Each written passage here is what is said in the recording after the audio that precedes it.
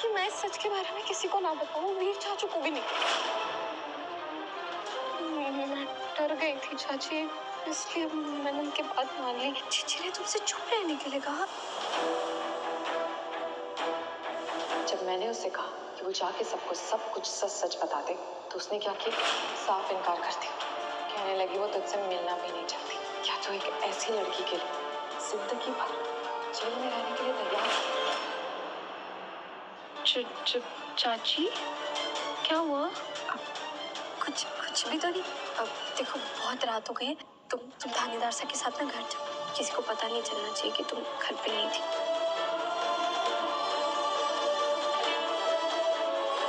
जाओ। इतना बड़ा झूठ मारे और भरने का दोनों से। दृष्टि चीची ने ऐसा क्यों किया? आखिर चल क्या गया उनके दिमाग में?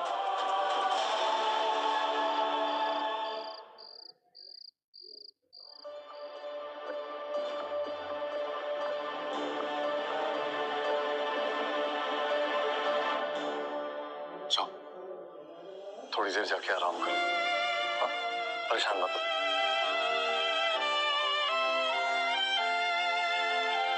चाचू, मैंने आपसे इतना झूठ बोला, आपसे इतनी बातें छुपाई, बट आई प्रॉमिस सबसे कुछ भी नहीं छुपाऊंगी, क्योंकि मुझे पता है मेरे चाचू मेरी हर सिचुएशन में मेरा साथ देते हैं। ठीक है, फिलहाल के लिए थोड़ी देर जाके आराम करो। कमिश्नर साहब। कमिश्नर चाचू, वीर कल कोर्ट में 3 बजे तक तुम्हें बुलबुल को पेश करना ही होगा। सर मैं आपसे वादा करता हूँ, कल 3 बजे से पहले असली मुजरिम, असली गुनहगारी जज साहब के सामने पेश होगा। चाचू अगर 3 बजे तक वो असली सर्जन नहीं मिले तो बुलबुल चाचा की कोर्ट में पेशी करनी होगी। No no no no no no, अगर ऐसा कुछ हुआ तो पब्लिक में ये बात बाहर आ जाएगी कि बुलबुल चाची को अरेस्ट किया था इस जुर्म में। चाचू तो सीएम भैया की शादी भी है, जहाँ बुलबुल चाची का होना बहुत जरूरी है। बुलबुल चाची करने का आवाज लगा, शांत हो जाओ, शांत हो जाओ, शांत, काम रखो। सरजी नाम के इंसान का जरूर तुम्हारे कॉलेज से कोई कनेक्शन है। कल सुबह वहीं जाऊंगा, वहीं मिलेगा वो कमीना। उस सरजी नाम के इंसान की असली पहचान पता लगाकर कल 3 बजे से पहले मैं उसे कोर्ट रूम में जज साहब के सामने हाजिर करके आऊंगा।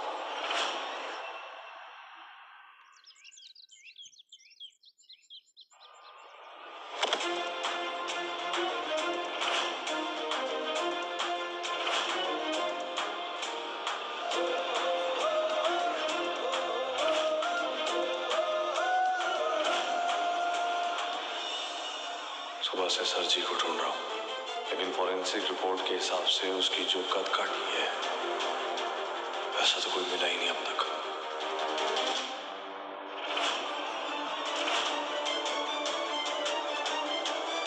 अरे आप, मुझे लगा आपकी इन्वेस्टिगेशन। पटेल महाराज, जी कैबिन में चल के बात करते हैं। स्टूडेंट्स आर लर्निंग है, not a good place to talk. आज कैरी ऑन।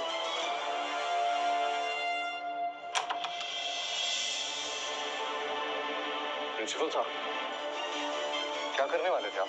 आपको बताया था ना मैंने कि मेरी पहचान, मेरी आइडेंटिटी रिवील नहीं हो सकती। फिर आप वो आपकी इन्वेस्टिगेशन तो कंप्लीट हो गई थी ना? आपने तो अविनाश के कातिल को गिरफ्तार भी कर लिया है। अरे किसने कहा आपसे? हाँ तो हमने न्यूज़ ब्रेक की है ना, कोई और सोर्स से इंफॉर्मेशन बाहर आई। तो आपको कैसे पता कि हमने कातिल को पकड़ लिया? वो एक्चुअली हमारे एक करीबी जानकार है जो कमिश्नर साहब को बहुत अच्छी तरह जानते हैं। तो उन्हीं से पता चला कि कैसे बेरहमी से अविनाश के सर पे जोर जोर से मार के उसी के रूम में उसका खून हो गया और उसकी लाश भी वहीं मिली ना। देखिए ना, बदनामी तो हमारे कॉलेज की हुई ना। पहले वो रिया ने सुसाइड करने की ट्राई की और उसके बाद अविनाश का ये मर्डर।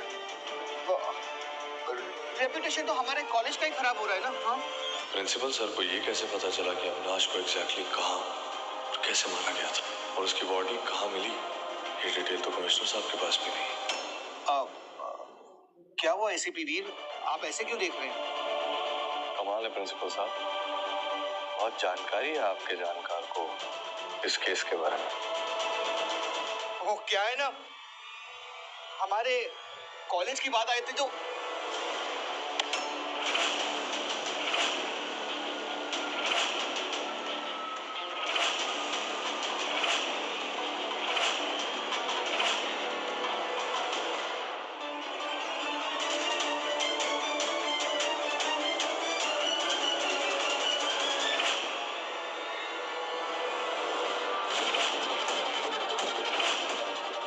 इसका पासपोर्ट और लंदन की टिकट्स आज ये अचानक से लंदन क्यों जा रहे हैं, कहीं भाग तो नहीं रहे?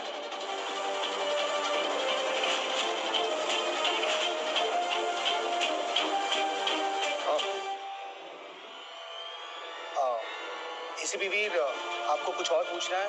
आई have a meeting to attend. नहीं सर। सर जी। हाँ बोलो।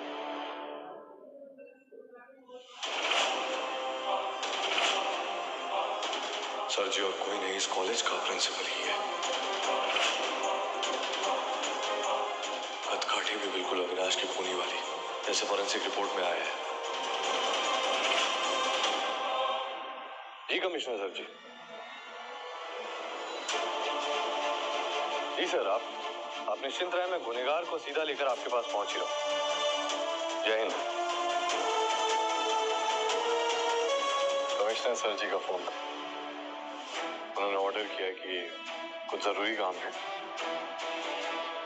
सीधा मेरे पास आ जाओ। बहुत बहुत शुक्रिया जी, बहुत इंफॉर्मेशन मिली है आपसे। चलता हूँ जी।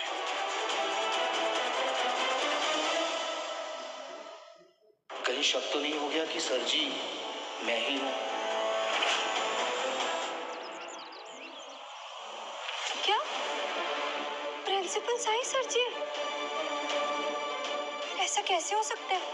वो तो बहुत नेक दिल वाले, शांत स्वभाव वाले इंसान हैं। सही को सही, गलत को गलत बोलने वाले। वो ऐसा कैसे कर सकते हैं? यही तो प्रॉब्लम है बुलबुल। अक्सर जो लोग बुरे और खतरनाक होते हैं वो मासूमियत और सच्चाई का मखौटा पहनकर घूमते हैं। फिर जब वो मखौटा उतरता है तो विश्वास भी टूटता है और हैरानी भी होती है कि उस मखौटे के पीछे से इतना शैतानी चेहरा निकला है। विद्यालय को शिक्षा का मंदिर कहा जाता है। अध्यापक को गुरु का दर्जा दिया जाता है। उनके ओहदे की वजह से ही तो लड़कियां उन पर आंख बंद करके भरोसा करती। उन्हीं लड़कियों के साथ इतना गंदा काम। जी, ऐसे दरिंदे को तो ना बहुत कड़ी सजा मिलनी चाहिए। मैं तो कहती हूँ कॉलेज की सारी लड़कियों को मिलकर ना सैंडल से उन्हें मारना चाहिए। बोल। जो कुछ भी होना है वो होगा, लेकिन कानूनी तौर तरीके से, ऐसे नहीं। थानेदार साहब ने सजा मिलेगी ना? मैं पूरी कोशिश कर रहा हूँ बुलबुल, बस कोई सबूत जुटा लूं मैं उस प्रिंसिपल के खिलाफ। अविनाश के फोन का डेटा और फोरेंसिक रिपोर्ट आने में अभी भी वक्त है, और उस प्रिंसिपल ने इस कदर अपने आप को इस केस से दूर रखा है कि उस पर केस फाइल करना तो दूर की बात है, उसको मैं थाने में पूछताछ के लिए बुला नहीं सकता। वो चाय वाले भाई साहब, मतलब उन्हें भी प्रिंसिपल साहब ने ही हमारे पास भेजा था पर्ची लेके, जिसमें हमारे लिए धमकी लिखी थी कि हमारे को चुप रहना चाहिए। प्रिंसिपल साहब थे? तुमको यहाँ पर भी धमकी मिली थी बुलबुल? हाँ। तुमने और क्या क्या छुपा रखा है मुझसे? मैंने क्या क्या छुपा रखा है? अब वो ना, एक बार मैं चटोरा अचार के डिलीवरी के लिए गई थी ना, तो मैंने चुस्की खा ली थी, फिर हमारे को सर्दी हो गई थी, वो बताना भूल गई थी। फिर हाँ, वो एक बार दूध उबल गया था। एक सेकंड, तो इस केस के रिलेटेड बताओ मुझे, तुमने इसके अलावा क्या छुपा रखा है मुझसे? कुछ भी तो नहीं, इस बारे में तो कुछ भी ना छुपाया। मैंने तो पर्ची के बारे में भी आपको बता दिया। और कुछ नहीं छुपाया ना? नहीं। चिट। वो चाय वाला जब चिट देने आया था और मैंने और ध्रुव ने उसे बाहर पकड़ा था, तो वो चिट देने वाले का हुलिया बता रहा था। उसने बताया था कि वो बिल्कुल रतन जैसा दिखता है। मेरे ऑफिसर्स रतन को पकड़ने की कोशिश कर रहे हैं, लेकिन हर बार की तरह वो अपना काम करके चूहे की तरह किसी बिल में जाकर छुप गया। इन सारी चीजों से एक बात तो मुझे साफ हो गई है, प्रिंसिपल, अविनाश, रतन, ये तीनों मिले हुए हैं बुलबुल। ये अविनाश के पास से तो मैंने वर्णिका और बाकी लड़कियों की तस्वीरें हटा दी थी, लेकिन अभी प्रिंसिपल सर के पास में तो वीडियोस और फोटोज की कॉपीज है। इसका मतलब ये होगा कि लड़कियां अभी भी सुरक्षित नहीं है और अभी भी वो पिक्चर्स, वो वीडियोस और बाकी सारी चीजें वायरल हो सकती हैं। बुलबुल शांत, ना मैं वर्णिका को कुछ होने दूंगा और ना बाकी सारी लड़कियों को। मैं तुमसे वादा करता हूँ, मैं कोशिश कर रहा हूँ। हरिदार साहब, प्रिंसिपल साहब को पकड़ने के लिए अगर आपको हमारी कोई भी मदद चाहिए तो हमारे से मदद ले लीजिए।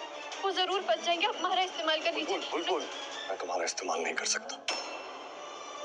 हमारी जान पर वैसे भी बहुत खतरा था और मैं हमारी जान को दोबारा खतरे में नहीं डाल सकता। सॉरी, मैं कोई और रास्ता निकालूंगा। फिलहाल तुम्हें इनोसेंट प्रूव करना जरूरी है, क्योंकि एक बात तो साफ है, ये गुनहगार तुम नहीं।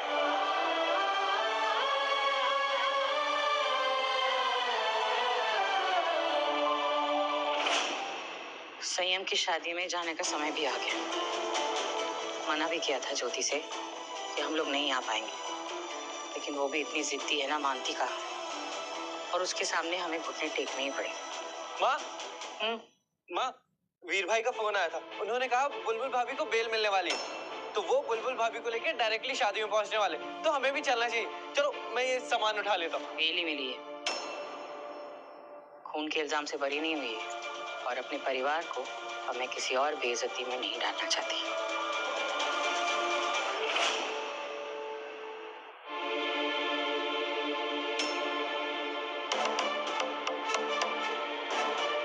मेरे को चक्कर आ रहा है।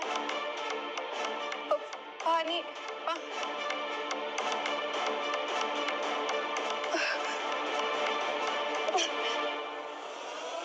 अरे कोई है? चाची जी जल्दी आओ, आज थोड़ा पानी ले आओ, लड़की बेहोश हो गई है। बुलबुल, क्या हुआ इसे? अरे मुझे क्या पता, मैं डॉक्टर थोड़ी हूँ। जल्दी अस्पताल लेके चलो। चलो चलो, आराम से आराम से।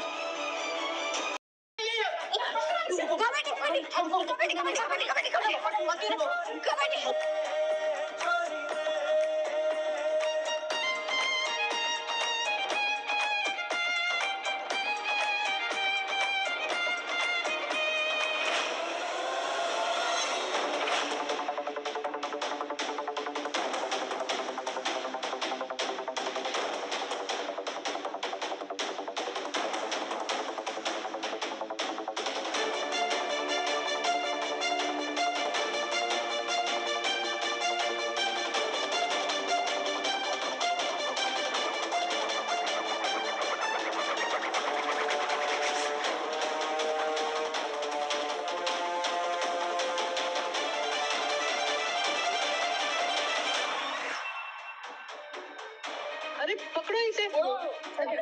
सॉरी सॉरी दीदी।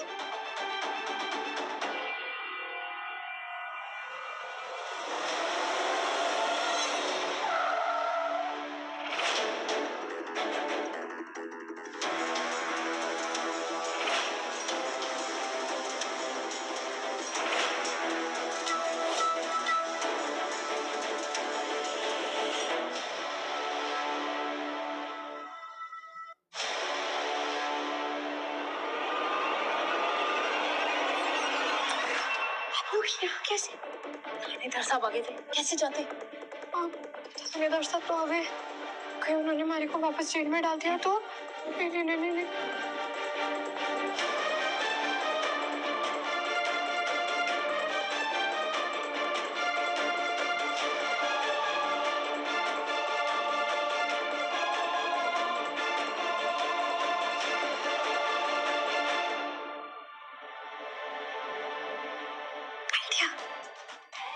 हमारे साथ दरवाजा बंद करो। जाओ।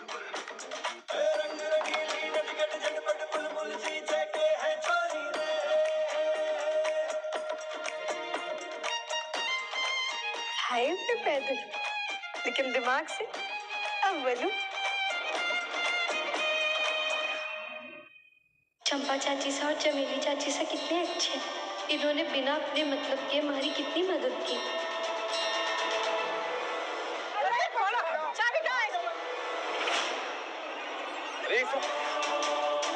ये सब क्या चल रहा है?